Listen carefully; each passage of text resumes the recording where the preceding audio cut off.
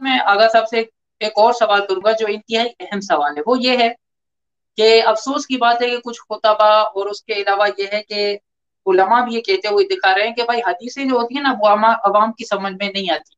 अवाम जो है वो जाहिल हैं, और अल्लाह एक साहब ने ये कहा कि आप अवाम को गधे समझते हैं।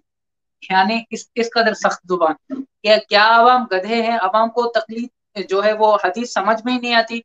तलबुल इल्म फरीदतुन अला कुल्ली मुस्लिमिन व मुस्लिमा, के इल्म का हासिल करना हर मुसलमान मर्द और औरत पर फर्ज है। क्या सामीन नाज़रीन आपको समझ में नहीं आ रही? वाज़ेह समझ में आ गई। अल हसन वल हुसैन सय्यदा शबाबी अहलिल जन्नह, समझ में आ गई। भाई जन्नत के जवानों के सरदार हैं। तो आप लोग ये क्यों कहते हैं कि हदीस अवाम की समझ से बालातर है और इसमें बहुत बड़ी एक रॉकेट साइंस है, नहीं समझ में आ सकती? ये क्या नजरिया है आपका? जी बिल्कुल। हम ये जो जब जुमला कहते हैं ना कि हदीस समझ नहीं आती, तो ये इस जुमले के ये मतलब नहीं होता कि आप किसी के सामने हदीस की शरह करेंगे, हदीस का तर्जमा बयान करेंगे तो उसको समझ नहीं आएगी। ठीक है, उसको समझ आ जाएगी। आप उर्दू जबान में उसे बयान कर रहे हैं, जिस तरह आपने हदीसों की मिसालें दी हैं, समझ उसे आ जाएगी। समझ आने के बाद एक अगला मरला क्या होता है, एंड का मरला होता है, जिसे हम कहते हैं मुकम्मल समझ आना, और उससे हुक्म शरी क्या है निकाल लेना और हुक्म शरीयत ना मालूम कर लेना। हम कहते हैं ये जो एंड वाला मरला है ना, कि हुक्म शरी उससे मालूम कर लेना, हुक्म शरी निकाल लेना, ये आवाम के बस की बात नहीं है। इसके लिए बाकायदा आपको बाकी हदीस को भी देखना पड़ेगा।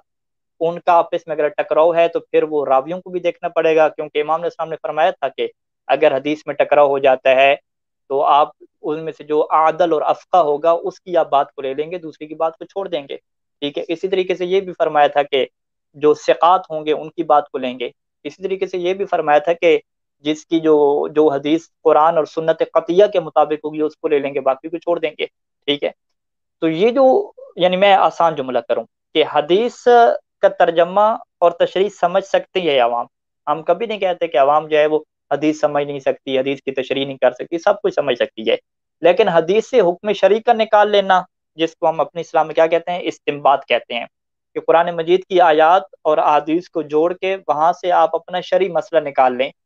इसके लिए क्या है, आपको पढ़ना पड़ता है, और इसके लिए सारी चीजों को क्या होता है, आपको इल्म होना चाहिए। जैसा अमीरुल मोमिनीन इस्लाम जो है वो फरमाते थे कि तुम अगर कुरान और हदीस से कजावत कर रहे हो और लोगों को क्या है शरिया काम बता रहे हो, तो क्या तुम्हें पता है कि कुरान में मुहकम और मुतशाबे होते हैं, नासिख और मनसूख होते हैं। फिर इमाम फरमाते थे कि इमाम रज़ा अलैहिस्सलाम से कि जिस तरह कुरान मजीद में मुहकम मुतशाबे और नासिख मनसूख हैं, इसी तरीके से हमारे कलाम में भी क्या है, मुहकम मुतशाबे नासिख मनसूख हैं। तो यानी अब एक बंदा परेशान हो जाता है कि यानी क्या मतलब कि यानी मुझे एक शरई हुक्म को निकालने के लिए मुझे जो है वो पूरे कुरान से क्या गुजरना पड़ेगा, और एक हदीस जो है वो उससे मैं नहीं समझ सकता और बाकी हदीसों को भी उसके साथ रखना पड़ेगा। हम कहेंगे बिल्कुल यही बात है। ये बात नहीं है कि जिस तरह अवाम ने ये सोचा हुआ है कि भाई जिस तरह जो है वो तोज़ी अल मसाइल और गुसल करने का तरीका, मैयत को कैसे एहराम क्या नाम है कफन पहनाना है, कैसे हनूद करना है, ये आसान तरीके से फुकाहा ने लिख के दे दिया। तो वो ये समझते हैं कि शायद जो है वो अहादीस में भी इस तरीके से लिखा हुआ है आराम से, यानी इमाम अलैहिस्सलाम ने तोज़ी अल मसाइल क्या लिख दी है, तो वो तोज़ी अल मसाइल आसानी से लिखी हुई है। तो अब ये जो लोग हैं ना, तोज़ी अल मसाइल को छुपाया हुआ है इमाम की, वो लोगों को क्या नहीं दे रहे, और लोगों को क्या है उसका खुलासा बता रहे हैं और उसको आसान करके क्या बता रहे हैं। तो ऐसी बात नहीं है।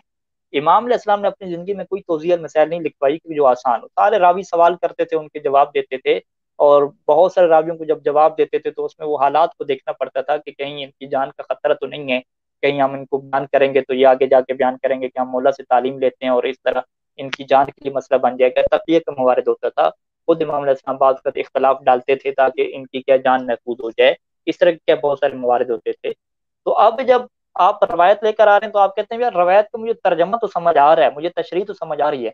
हम कह रहे हैं वो चीज समझ आ रही है, लेकिन एंड पे जब आप नतीजा दोगे तो नतीजा देने के लिए आपको बाकी रवायात को भी देखना है, बाकी आयात को अच्छा। भी आपको देखना है। जब तो आयात और रवायात को देखना है तो अब कुरान मजीद तो चले मुतवातिर हो गया, सुन्नी जी सब इसे मानते हैं, इसमें कोई इख्तलाफ नहीं है। जब अब रवायात में आते हैं तो रवायात में तो भाई तहरीफ से भी पाक नहीं है, रवायात में तो तारीफ भी हो सकती है। रवायात के जो मुहद्दिसीन हैं वो गैर मासूम है, और बहुत सारी किताबें ऐसी हैं तो वो बाकायदा बहस होती है कि क्या ये किताब की निस्बत इसके मुसन्निफ की तरफ भी साबित है या साबित नहीं है। ठीक है, बाज का निस्बत मशकूक हो जाती है। अब उस किताब को हमने लेना है या नहीं लेना, ये मुश्किलात आती हैं। फिर खुद जो मुहद्दिसीन ने अपनी अपनी किताबें जमा की, मरहूम कुलैनी ने अहादीस जमा की, तो उन्होंने कहा कि मैं खुद देख रहा हूँ कि जो हदीसें मुझे कुरान के मुताबिक लग रही हैं या जो हदीसें क्या है सुन्नत ख़त्तिया के मुताबिक लग रही हैं वो फ़कत मैं लिखूंगा और वो दुरुस्त होंगी। ठीक है, शेख सदूक रहमान ने कहा कि जी मैं फ़कत वही हदीसें लिखूंगा जिनको मैं दुरुस्त मानता हूँ, बाकी मैं लिखूंगा ही नहीं। यानी हर मुहद्दिस ने जो अपनी उनकी फहम थी, अपनी जो उनकी तहकीक थी, उसके मुताबिक हदीसें जमा की हैं। और बाज़ का तो आपको ऐसी आगा हदीसें साहब, मिलेंगी कि जो एक मुहद्दिस आगा ने लिखी साहब, हैं दूसरे ने हमें लिखी। हमें आप एक जुमले में बताएं, तकलीद अवाम नहीं समझ सकती, क्यों नहीं समझ सकती? सिर्फ वो तकरीबन रीजन बता हदीस दें, वो हदीस क्या रीजन है, हदीस उससे हदीस मुराद आपकी क्या है, वो सिर्फ मुराद बता दे एक जुमले में कि ये हमारी मुराद है, वो बताएं, यानी मुराद क्या अवाम, है आपकी? हाँ अवाम अहादीस से, हदीस नहीं जमा लगा दें, अवाम तमाम अहादीस और कुरान मजीद की आयात से हुक्म शरी नहीं निकाल सकती, ये मतलब है। अब मैं समझा, यानी आप लोग ये कहना चाह रहे हैं कि अवाम हदीस नहीं समझ सकती, यानी उनसे शरई अहकाम नहीं निकाल सकती, ये आप कहना चाह रहे हैं? हाँ, शरी ये अहकाम आपका नहीं निकाल मतलब? सकती, एंड एंड नतीजा नहीं निकाल सकती, जिससे हम क्या कहते हैं, तहकीक कहते हैं।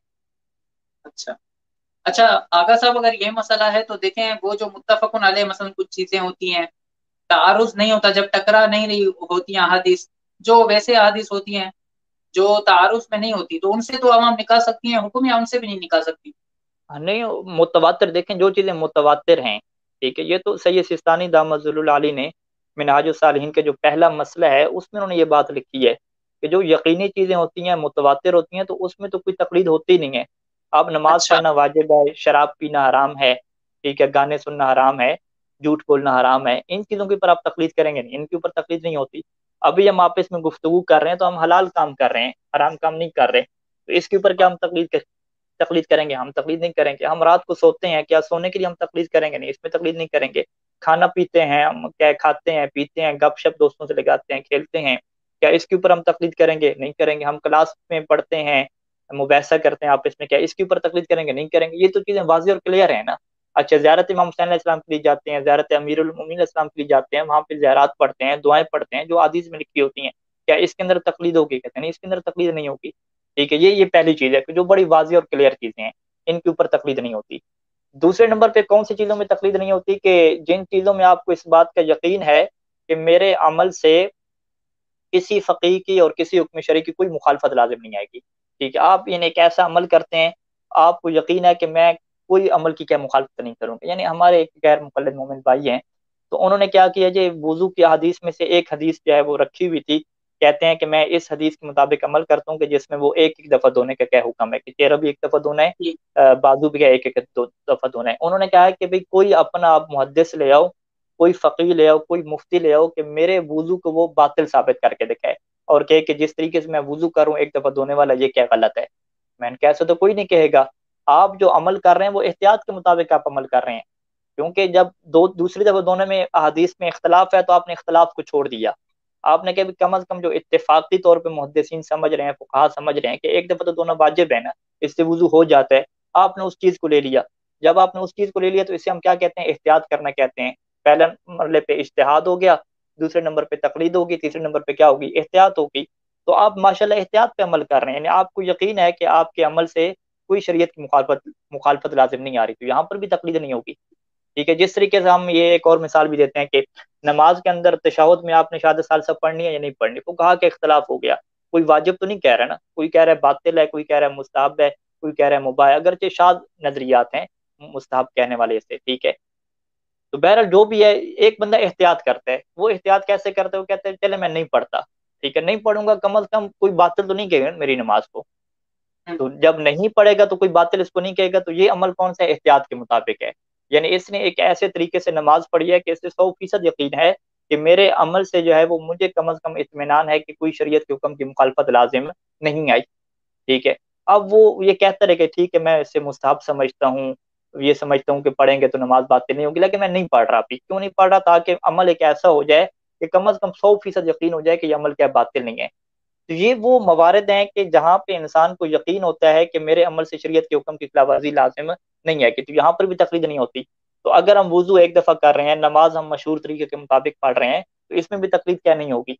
फिर तकलीद होगी कहाँ पे? तकलीद उन चंद एक मवारद में होगी कि जहाँ पे रवायात का शदीद इख्तलाफ है, मुहद्दिसीन का उनके समझने में इख्तलाफ है, फुकहा का उनके समझने में इख्तलाफ है, एक ऐसी मंजिल कि जिस मंजिल पे आके जो बंदा तहकीक नहीं करता, एक आम इंसान है, वो उसको समझ नहीं सकता। यानी फिर मैं दोबारा जुमला चेंज कर लूँ, मैं ये नहीं कह रहा कि हदीस नहीं समझ सकता, मैं ये कह रहा हूँ कि पूरी अहादीस का इख्तलाफ समझ के आखिरी रिजल्ट निकालना, हुक्म शरी मालूम हम्म। करना, वो ये नहीं कर हुक्म सकता। शरीफ नहीं जब निकल वो, सकता। हाँ, हुक्म शरी नहीं निकाल सकता।